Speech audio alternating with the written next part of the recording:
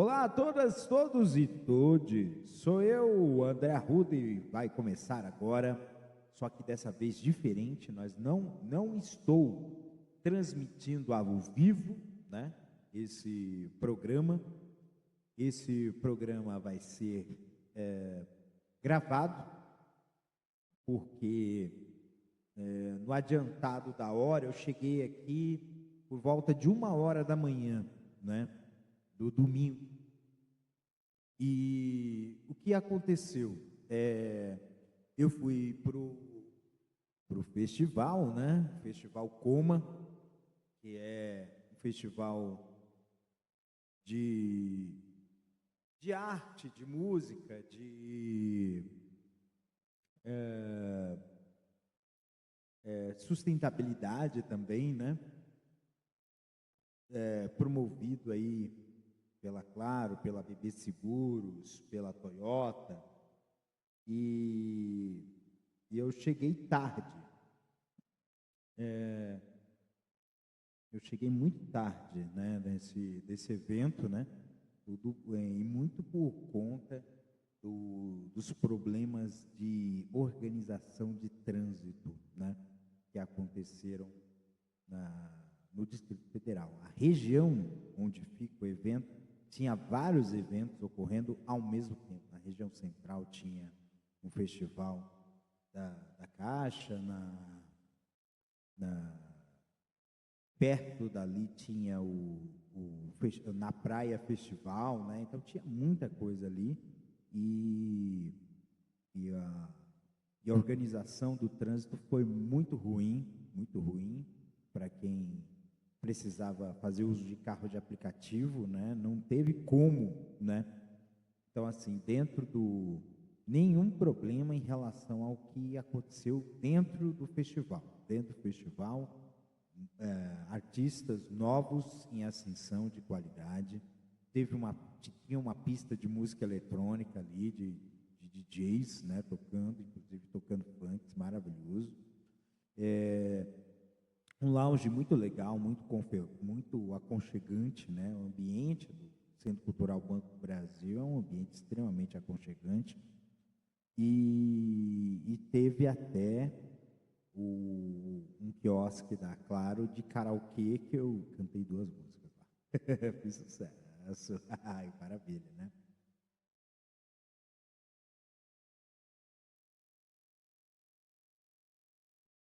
E foi muito bom demais, né? E aí foi um negócio bem legal, né? Dentro do evento foi bom, né? Fora do evento, a parte de logística deixou muito a desejar, né? Tinha van que levava e trazia, mas a van que levava de volta para o ponto de encontro para levar, né, para o Centro Cultural era o SESI Lab, né? E fica na rodoviária do Plano Piloto, e é menos de 5 minutos de distância, né? Só que só tinha trânsito para levar para o evento, para trazer de volta para o evento. As vans que traziam de volta para o evento começavam a trazer meia-noite, né? Então, infelizmente, aqui no Distrito Federal, o metrô fecha 11h30 da noite, de segunda a sábado. De domingo fecha às 9h30 da noite. É uma coisa que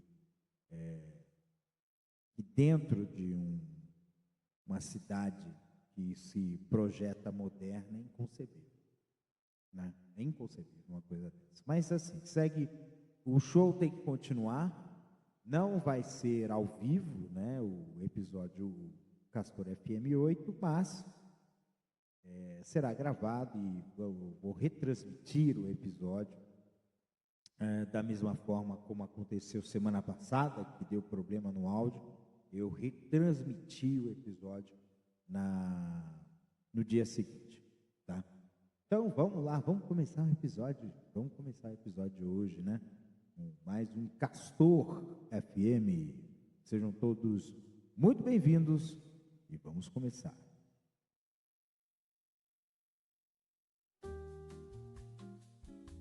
Muito bem, minha gente, não importa a hora mais, como o episódio é gravado, não tem como colocar a hora. Então, até mesmo está desativado o relógio, que vocês costumam ver, né, no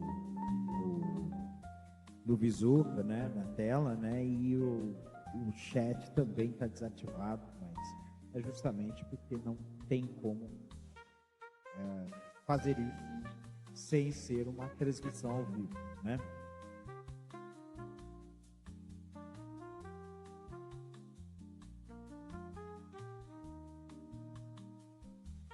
E já que estamos falando de exceções, a gente tem que falar também da questão dos imprevistos. Nem sempre as coisas que a gente faz são coisas que estão dentro do nosso planejado, né?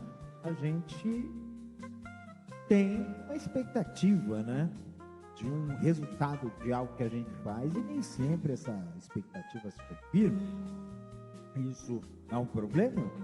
Não chega a ser um problema, porque às vezes são coisas que não estão no nosso controle, né? São coisas que estão fora do nosso controle. E isso, o que está fora do nosso controle, a gente tenta mitigar os impactos, né? Mas impedir que as coisas aconteçam, que está fora do nosso controle, não tem como. Não há como a gente fazer de outra forma, né? E assim, né? A gente tem que ter essa noção de, inclusive, estar prevenido. Talvez um dos grandes males que a gente tem, das coisas que a gente tem, de mundo, de coisas, de tudo mais, é o fato da gente estar devidamente prevenido, precavido das coisas que vão acontecer. A gente sabe que vai acontecer a coisa e não se prepara para isso. Então, a gente precisa ter essa noção, né? Essa noção de estarmos preparados para as coisas que não desejamos acontecer quando elas acontecem. Isso é parte também da segurança e da prudência. Então, quando, por exemplo, a gente sabe que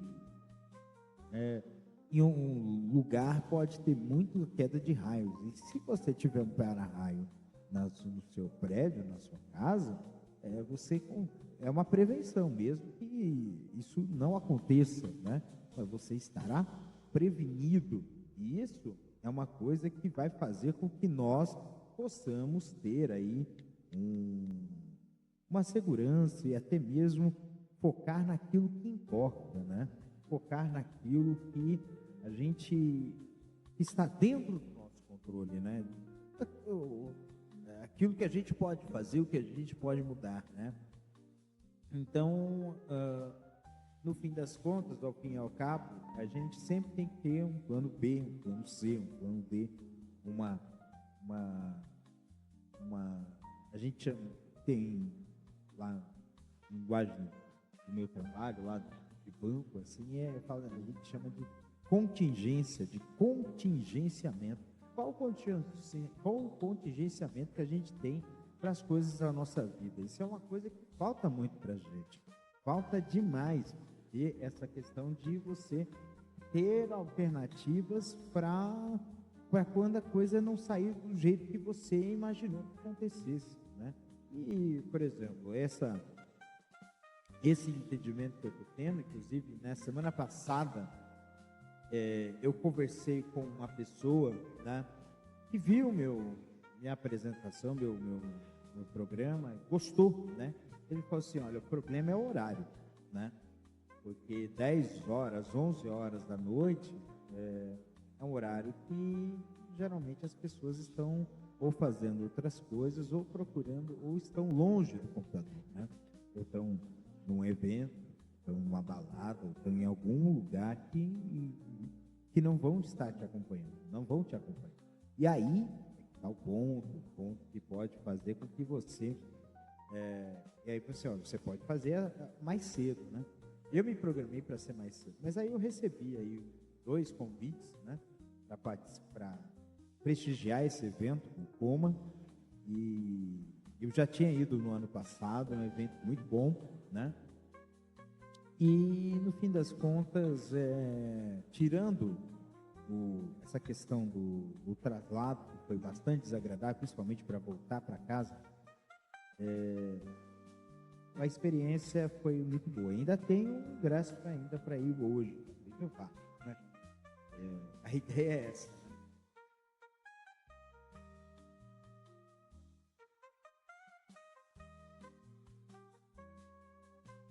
Até porque eventos costumam ser oportunidades de networking, de diversão, de mudar um pouco o foco, né? Quebrar um pouco a rotina. Até mesmo, nós mesmos criamos rotinas nossas, né? Coisas que nos prendem, né? E a gente tem que ter essa noção, né? De quebrar um pouco essa repetição. Deixar as coisas serem repetitivas. E assim a gente consegue viver mais e melhor. Muito bem, olha só, né? Nós estamos aí na parte da jornada esportiva, só que infelizmente a gente vai ter que trocar um pouco, porque na quinta-feira, na quarta ou na quinta-feira, aconteceu algo terrível, né? Aconteceu mais um episódio de violência aqui em torcida de futebol, dessa vez na Argentina, entre torcedores argentinos e chilenos, né? Se eu não me engano, acho que é os torcedores do Independiente da Argentina e da Universidade de Chile. E foi terrível, né? Os torcedores chilenos, né? Depredaram começou com um tumulto dentro da torcida da Universidade do Chile, né? Da torcida chilena. A torcida chilena depredou e foi expulsa, por assim dizer. Alguns torcedores ficaram, e aí os torcedores argentinos invadiram a área que estavam esses torcedores e resolveram agredir, né? Muito violentamente esses torcedores, e a partida foi interrompida. Não se sabe como é que vai se resolver isso. Ficou em aberto, né, esse resultado dessa partida, e a gente não sabe. Falar que teve centenas de torcedores feridos e alguns com gravidade. Não se sabe em que pé que ficou isso. Eu não pude acompanhar muito bem em relação a isso, mas é muito temeroso essa questão da violência no futebol. Eu falo que violência no futebol, assim como toda a manifestação de ódio, né?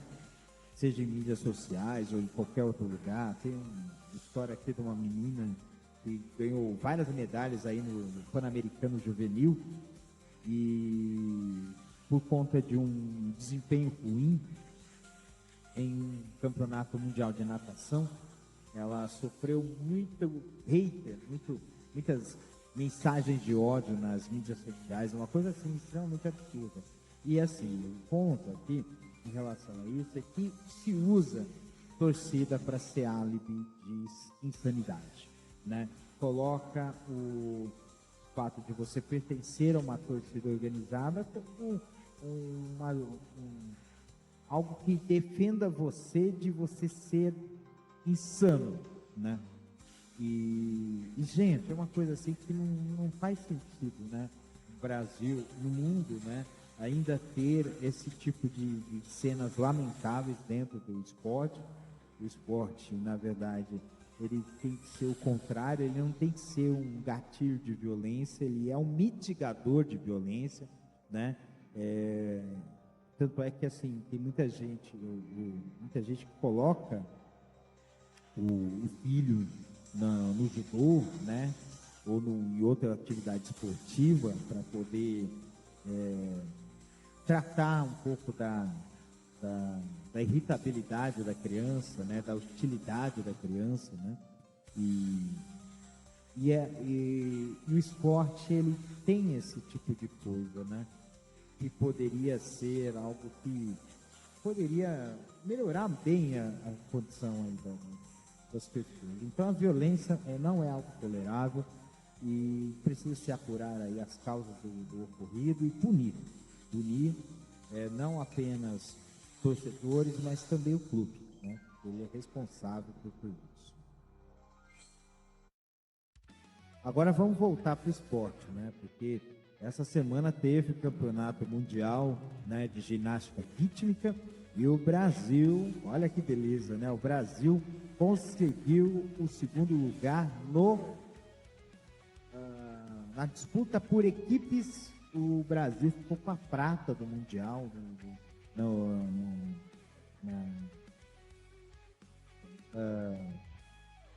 na etapa que foi aqui foi no Brasil mesmo, foi a primeira vez que teve a etapa, né, do Circuito Mundial de Ginástica Rítmica, e foi no Rio de Janeiro, né? Na Arena Carioca 2, né? Quer dizer, na Arena Carioca, né? Que foi palco, né, dos Jogos Olímpicos, né?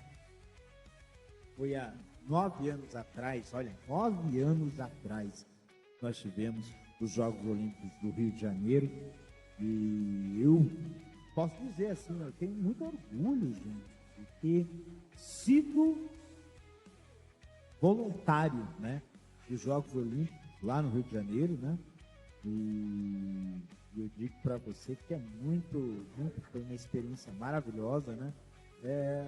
Gente, imagine só, né? Você fazer um intercâmbio cultural internacional sem sair do seu próprio país. É algo que, assim, é surreal e interessante, né? E isso, tanto não só na questão do por equipes, mas também no individual, né? Conseguimos chegar se eu não me engano, uma das atletas brasileiras, né? Eu não peguei o nome dela, mas ela terminou em 10º lugar, melhor colocação de uma ginasta rítmica brasileira no individual em campeonatos mundiais da categoria. Isso mostra, né, o quanto que o Brasil, né, tem um potencial enorme esportivo, né, que poderia ser usado a favor, inclusive, para incentivar os jovens a estudar mais e mais, né. E assim, não é só isso não, o Brasil tem um futuro bastante promissor. O Brasil está amassando no quadro de medalhas do Pan-Americano Juvenil. Pan-Americano Juvenil, o Brasil está pegando praticamente tudo, tá mais que o dobro do segundo colocado. Os Estados Unidos não é mais aquele. Olha que beleza, gente. Os Estados Unidos não é mais aquele. E o Brasil está numa posição, né, de muita vanguarda na juventude esportiva, jovens fazendo esportes, né? E a gente precisa entender que a questão do esporte, ele tem que se tornar um legado, né? Inclusive por uma questão de saúde pública, né? Então, as pessoas que praticam atividades físicas regularmente têm menos problemas cardíacos, têm menos problema de hipertensão, tem menos problema de depressão, ansiedade, melhora muito. Então, tudo isso é uma forma, né, o incentivo ao esporte, né, desde jovem, né, fazer com que o jovem seja incentivado, porque nós estamos vivendo muito na era das telas, né, e na era das telas a gente está com essa situação de que as crianças estão ficando mais obesas, as crianças estão ficando mais sedentárias. Então isso é um problema muito sério. Então esse desempenho maravilhoso, né, dos jogos juvenis, né, pan-americanos, ele mostra muito um caminho que se pode trilhar, inclusive mostrar esses garotos como exemplos, para que eles possam mostrar aí a condição delas, né, para que elas possam ser aí exemplos para os outros jovens, para que eles possam ficar menos na tela, menos no videogame, né? No videogame de celular, menos vendo TikTok e coisa e tal, e começar a fazer atividade física, e até mesmo incentivar, né, as crianças e jovens a dançar, a caminhar, né, a fazer brincadeiras, a brincar, né, fazer jogo com bola, essas coisas assim, né, e isso vai fazer com que o futuro do nosso país agradeça demais.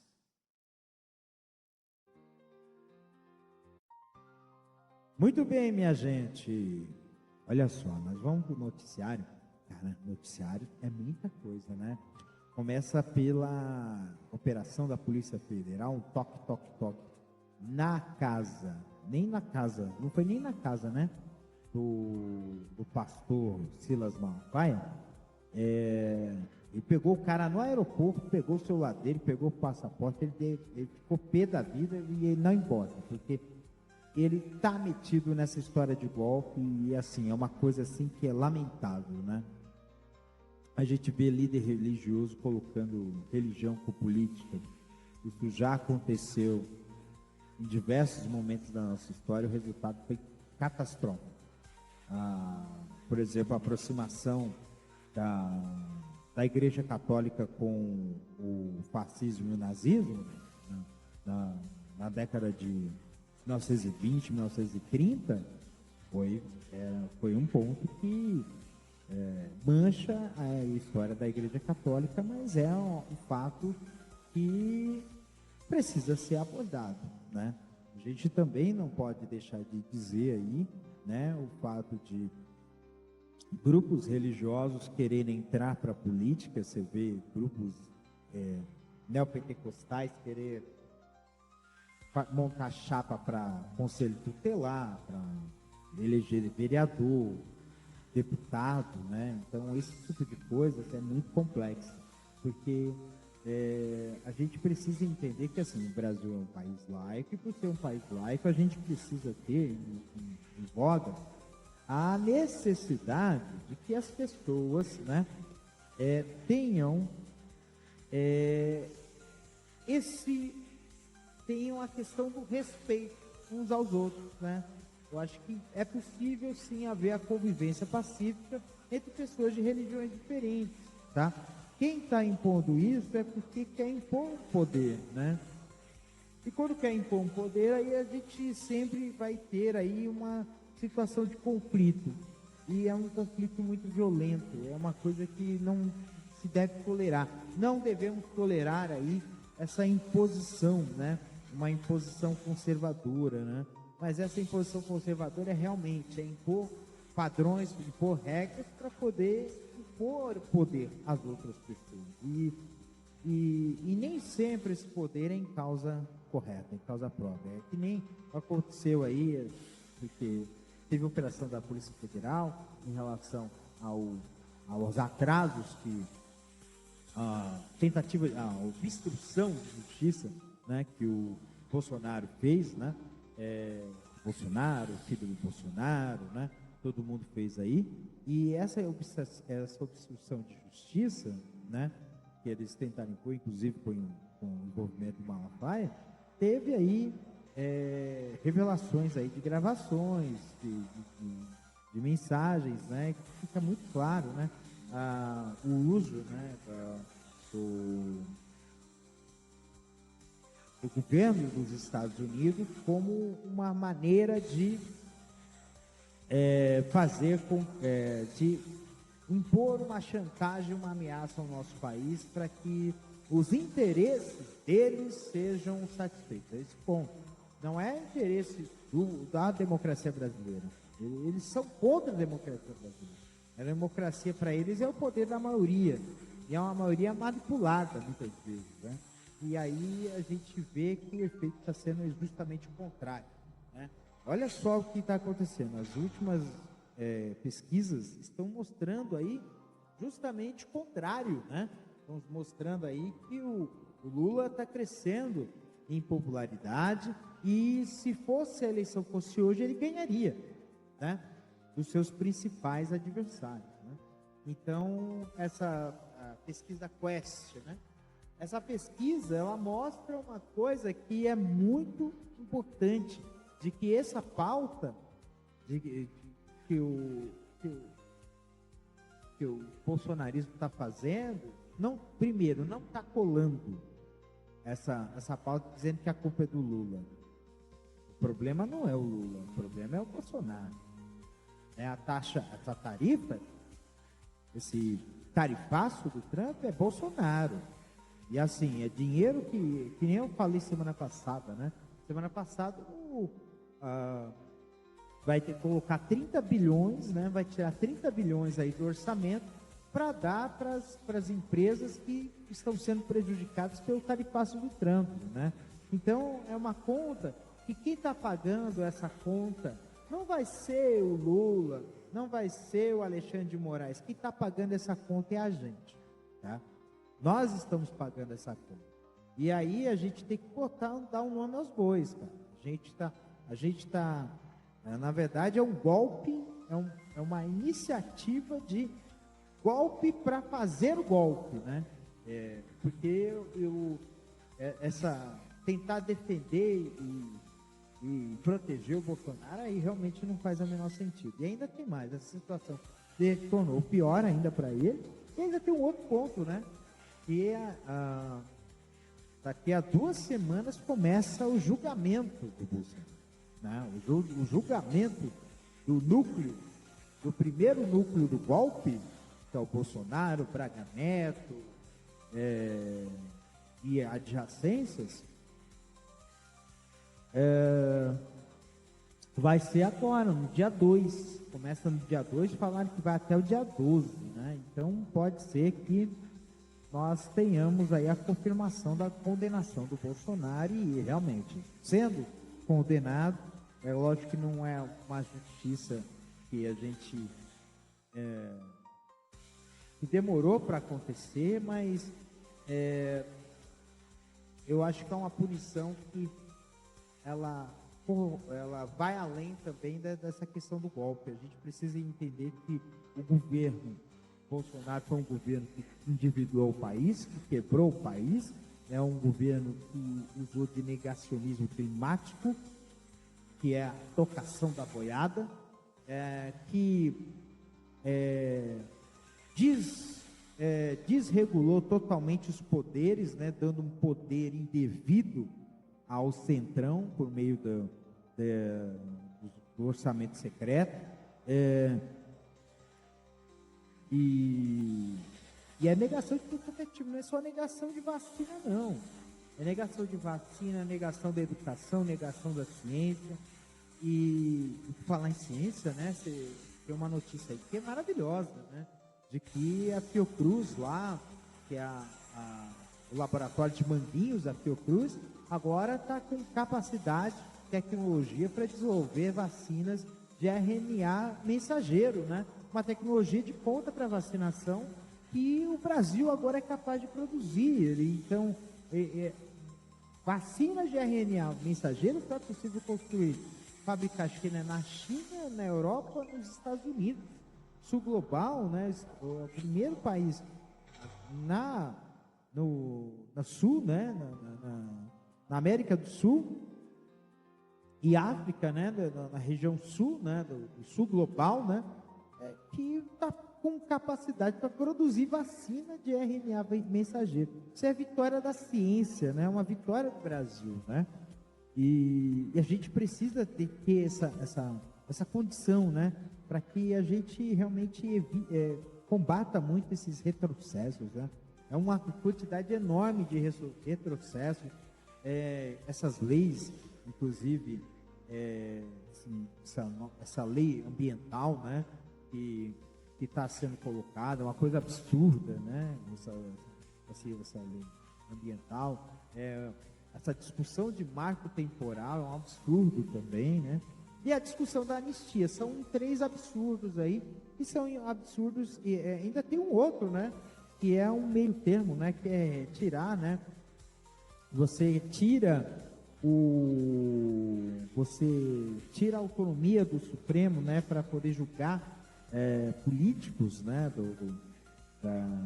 da Câmara e do Senado. Isso aí é uma coisa assim que não faz o menor sentido, né, no nosso Brasil, de ter aí essa condição absurda que está acontecendo.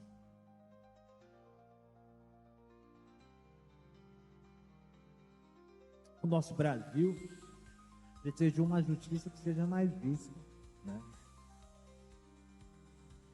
Porque é engraçado, né, você ter um presidente, um ex-presidente que tramou o golpe de Estado, que está em prisão domiciliar, e uma senhora que, para matar o filho de fome, matar a fome dos filhos, né, roubou 2 pacotes de miojo, foi presa e continua presa, né?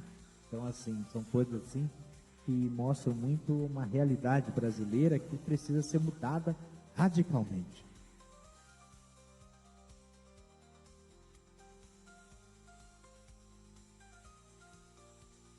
E a gente precisa corrigir distorções, né? Inclusive, né, a gente precisa também de pessoas que estejam no ramo de empresário, que tenham uma consciência de que um país mais justo, socialmente mais justo, é um país que se torna muito mais rentável, se você for ver. Porque você faz com que as pessoas tenham uma capacidade de consumo maior, e por ter uma capacidade melhor de consumo, vai impulsionar a economia, não pode deixar estrangular, né? Então, tanto é que teve um empresário que, nossa, coitada da Leda Nagli lá, né? Ficou no chão, porque esperava-se, né, um empresário que tivesse um pensamento totalmente direitista, bolsonarista, e não, muito pelo contrário. Ele tem um pensamento muito progressista e que dá muita razão, e que considera que a postura do Lula em relação à questão social, né, de você privilegiar o pobre, né? Tanto é que tem um vídeo aí circulando lá que fizeram um corte ali mal feito para ele jogar uma pecha de racista no Lula, mas tem uma coisa que assim, ele falou uma frase do Joãozinho 30 que faz muito sentido, né? Que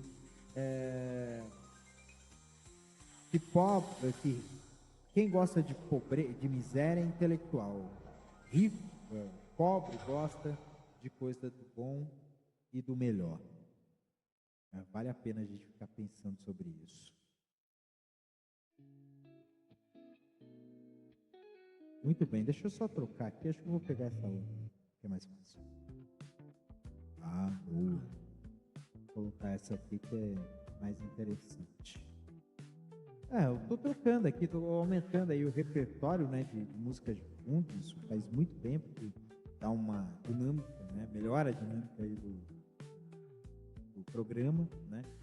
Então, gente, olha só, né, vamos ficar atento, né, porque hoje, né, eu falo assim, hoje, 24 de agosto, né, que na verdade esse episódio seria de 23 de agosto, mas está sendo gravado no dia 24, né? São nossa senhora, horas iguais. Eu não posso falar o horário, mas são horas iguais, que legal. E assim, gente, deixa eu falar uma coisa assim que é muito, muito, muito importante, né? O episódio de hoje, de domingo à noite, vai ser agora, né? É um episódio que vai falar sobre... ele fala sobre o tempo verbal chamado futuro do pretérito, né? E ele fala muito aqui, eu vou abordar nesse episódio uma coisa que é um ponto que é muito crucial, que é a questão do arrependimento. A gente arrepende demais, né? A gente sofre por antecipação do fato de a gente ter feito algo e depois a gente ficar pensando que se a gente tivesse feito algo diferente, as coisas seriam melhores, né? E as coisas foram assim porque foram assim, né? Parece meio piegas, né? Mas a gente não pode ficar renegando as nossas ações, as nossas atitudes, porque por achar que aquilo foi errado, que a gente errou, que a gente poderia ter feito de outra forma. A gente tem que ter essa noção de que a gente precisa ser gratos por aquilo que a gente faz e a gente precisa sim ter aí uma noção de aprendizado. A gente precisa ser sempre aprendiz, porque é essa questão de aprendizado que vai fazer com que a gente consiga fazer com que nós possamos ser melhores, né? Nós mesmos, né? Então a gente precisa ter essa noção, né? De sermos gratos, de sermos aprendizes, porque é isso que vai fazer com que nós possamos ser melhores em nossas vidas. Então, gente, não percam, né? O episódio que vai ser agora, né? No dia 24 de agosto, de domingo à noite. Eu ainda não gravei, eu vou gravar, mas a redação já está prontinha. Então, só botar aí o gravador para rodar que nós vamos ter aí um episódio novinho em folha para vocês. É isso aí, minha gente.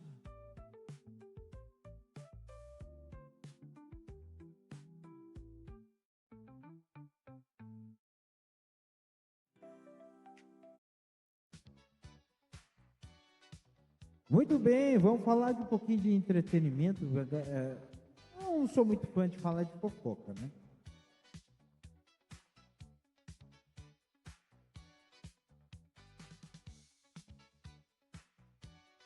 Mas apareceu uma notícia de um artista que eu gosto muito, né?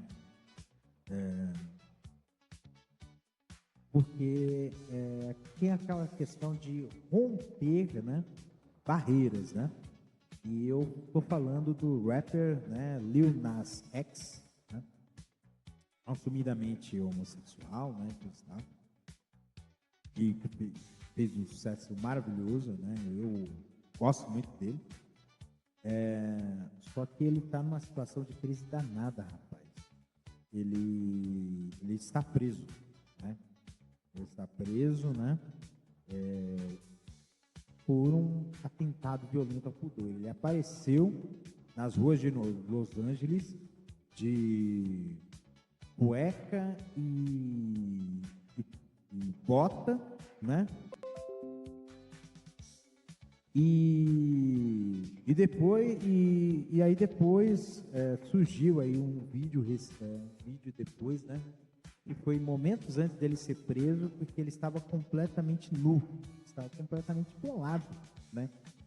No meio da rua, né? Cantando uma música e assim.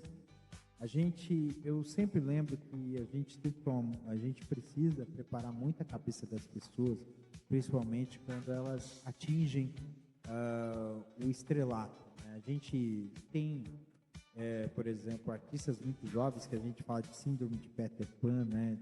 De criança, de que continua tendo comportamentos imaturos, mesmo depois de ter atingido uma idade. Até mesmo porque, não sei se é tentar recuperar, né? A situação, recuperar o tempo perdido, porque quando você é muito jovem, você acaba se tornando artista, alguma coisa assim, acaba tendo um contato com coisas adultas de forma muito precoce, né? E aí, nesse caso, depois que cresce, quer voltar para trás, umas coisas meio estranhas, assim. Mas que realmente precisa ter um preparo, né? Esses jovens, né? Mas não é só a questão da síndrome de Peter Pan. Muitas vezes essa questão ela aparece quando você ganha uma notoriedade, fica famoso, alguma coisa assim, de maneira muito repentina, e isso faz com que você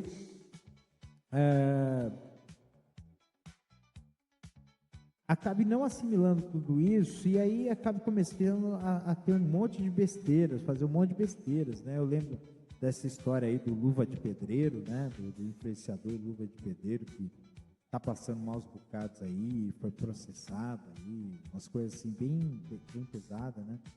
O caso mesmo do Lil Nas X, né? Que realmente não estava preparado, mas eu lembro também de como que a situação possa levar para condições muito trágicas. É a história do Avicii, né? Do DJ Avicii, né?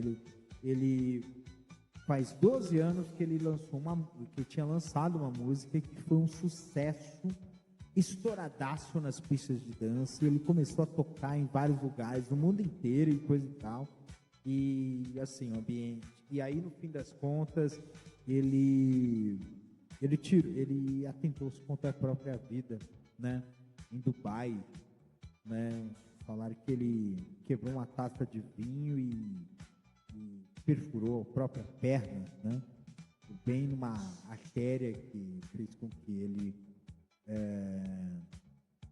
nos deixasse jovem, muito jovem, né?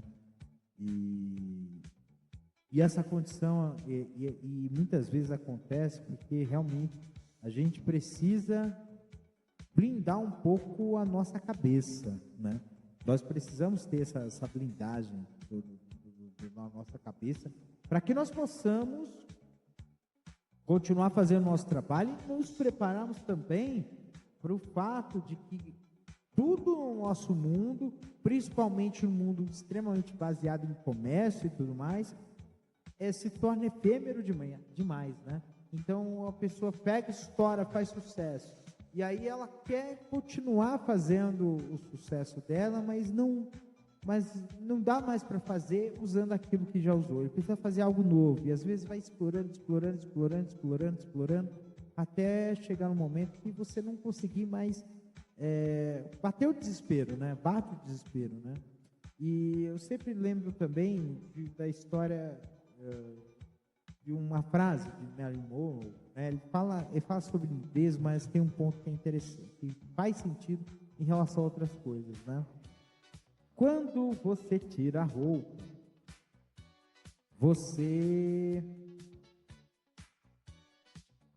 assim que você tira a roupa, você não tem mais nada para mostrar.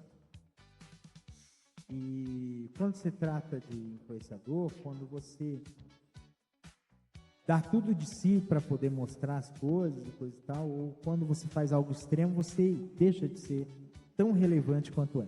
E isso faz com que a pessoa, né, ela é igual mais ou menos como entorpecente, a pessoa se vicia na notoriedade. E quando isso acontece, ela vai sentir uma situação de abstinência, de um sofrimento, de uma angústia, de uma ansiedade, de uma depressão. E o caso do Lil Nas X, ele é um exemplo disso, e é uma coisa que, a gente vai precisar fazer com que essas pessoas tenham esse entendimento. Pessoas jovens demais estão se perdendo, né? E não é só a pessoa que é famosa, a pessoa que está... Porque é uma pressão enorme que a gente recebe de dar certo, né? E isso não é bom. Isso não é bom e não é saudável, né?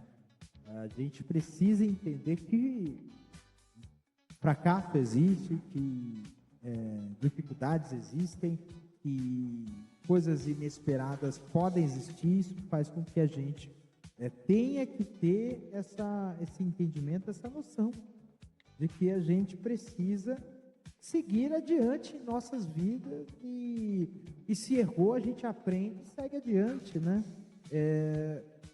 Eu já vi tanta gente que também, em situações críticas, conseguiu se reinventar.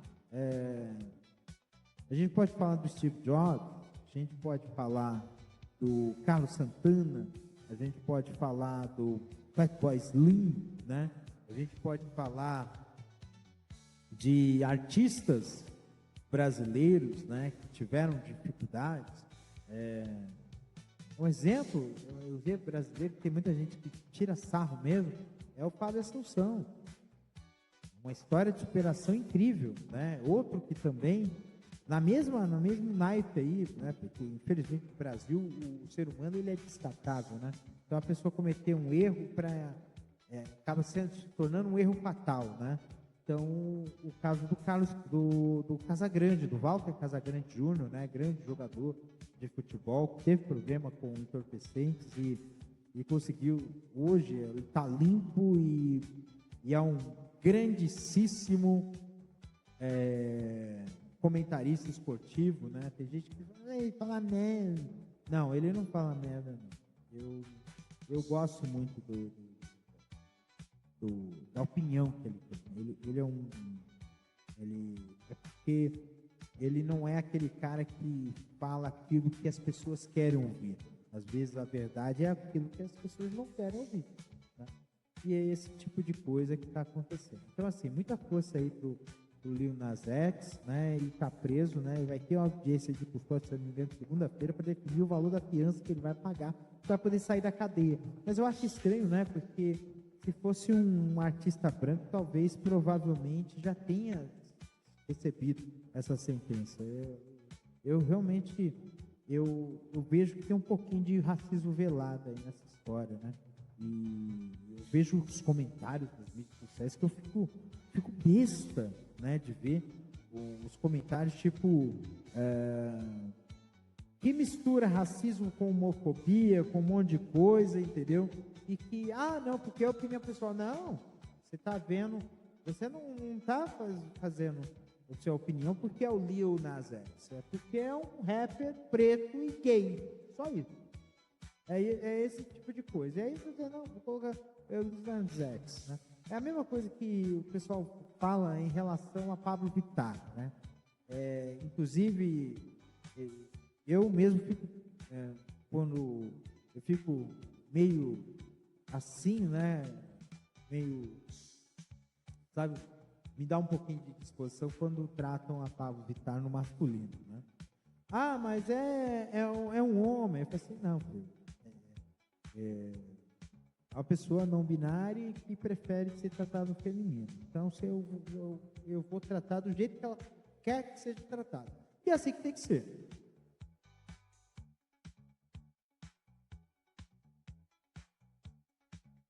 É esse o princípio, né? Mas coloco muito isso, né? Coloco racismo, homofobia, e aí transforma em personalismo. É mais uma, lembra que eu falei no começo desse episódio, de que usam como árbitro? Esse ponto, né? É usar, personalizar para criar uma espécie de álibi que justifique o seu preconceito, justifique a sua homofobia, justifique a sua misoginia, a sua transfobia, o seu racismo, né? Então coloca esse ponto. Mas se a pessoa fez algo ruim, você critica a atitude, a postura, para ver se a pessoa fez algo legal.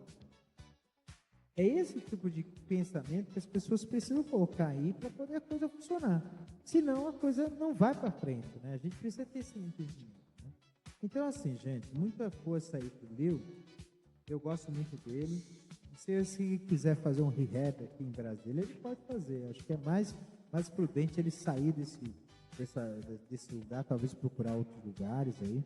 Ele achou engraçado, né? Achar as capivaras, achar que é hamster gigante. Então, vem rever aí os hamster gigantes aqui no DF, tem o Parque de Águas Claras, tem muito hamster gigante, viu, Lil?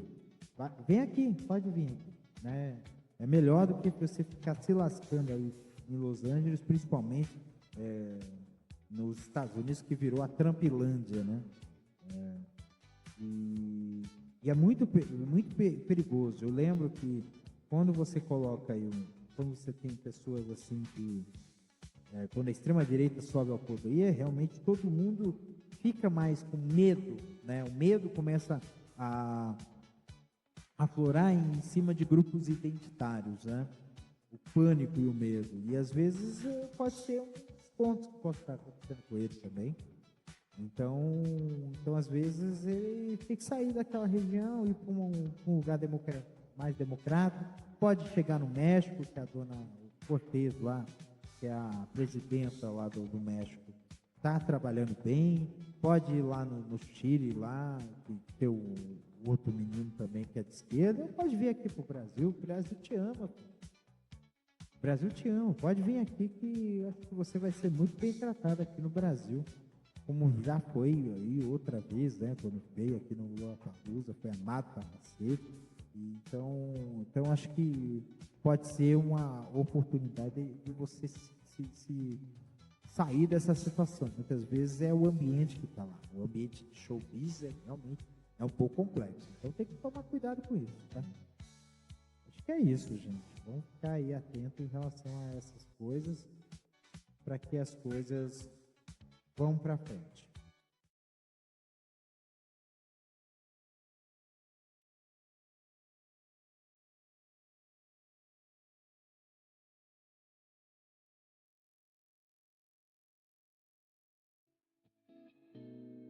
Muito bem, gente.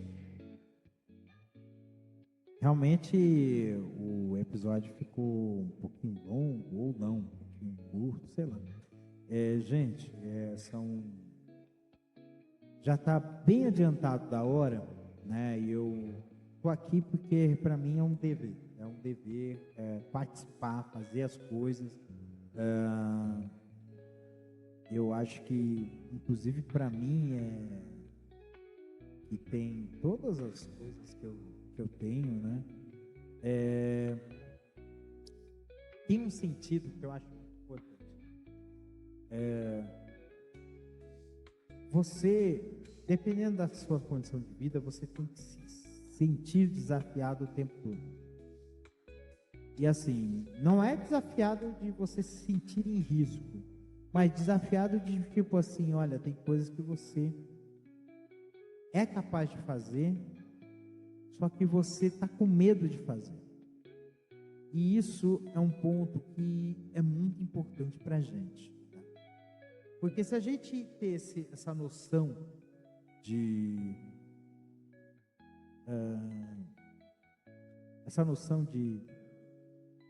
que a gente pode, é capaz de fazer as coisas, a gente consegue se superar a cada dia. Eu vi uma imagem, um texto de uma mídia social, mas ele fala sobre saúde, mas ele se aplica a outras coisas também. Dizer que o único adversário que você pode ter é o seu você do passado, né? É o seu passado. Então, se você só pode se comparar, você não tem que se comparar com os outros, você tem que se comparar consigo mesmo para saber se você evoluiu, se você cresceu, né? E assim, mesmo que você acabe ficando maior que os outros, não importa, o importante é que você conseguiu superar, ir além do que você foi. E isso é o que faz com que a gente possa se tornar pessoas muito melhores e muito mais vencedoras. Porque a vitória não é você fazer um grande feito. Vitória é você fazer um pequeno feito que mudou minimamente a sua vida. Às vezes, o fato de você levantar da cama e acordar na hora que você planejou para isso, já é uma vitória. O fato de você conseguir desempenhar uma tarefa que você estava protelando há muito tempo, é uma vitória. Você marcar algo que você prometeu fazer e cumprir é uma vitória. Então, cada passo adiante se torna uma vitória. Se a gente tivesse entendimento disso, a gente vai conseguir atingir os nossos objetivos aos poucos. E às vezes, mesmo sem perceber, as coisas vão dando certo. As coisas é o fato de colher e plantar. Se você constrói coisas, energias positivas ao seu redor, ela vai gerar uma aura que vai te proteger, que vai trazer para você coisas positivas também. É como se fosse um imã. É a lei da atração e da retração. Se você tiver esse entendimento, a gente vai conseguir fazer coisas maravilhosas, né? E não precisa ter pressa. As coisas vão acontecer no momento certo. E isso faz com que nós tenhamos essa noção, esse coração que a gente tem, que a gente pulsa, porque é isso que vai fazer com que nós possamos ser melhores em nossas vidas, melhores em nossas, verem pessoas com uma grandeza, e é uma grandeza que não é uma grandeza de feitos, é uma grandeza de espírito. A gente precisa ter um espírito de grandeza. Espírito de grandeza não é você ser o melhor que o outro, mas é você fazer o melhor para os outros. Uma diferença brutal.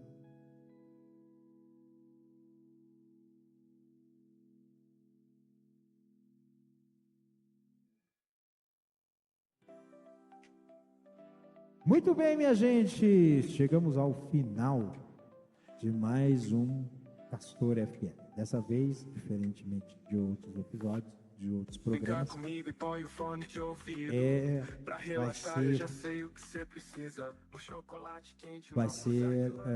está sendo gravado, né? E aí, o que eu digo para você é simples, né? Acompanhe, vai ser transmitido ao vivo, né? Esse programa, e acompanhe, que aí vai ter coisa bem legal aí para vocês, tá certo?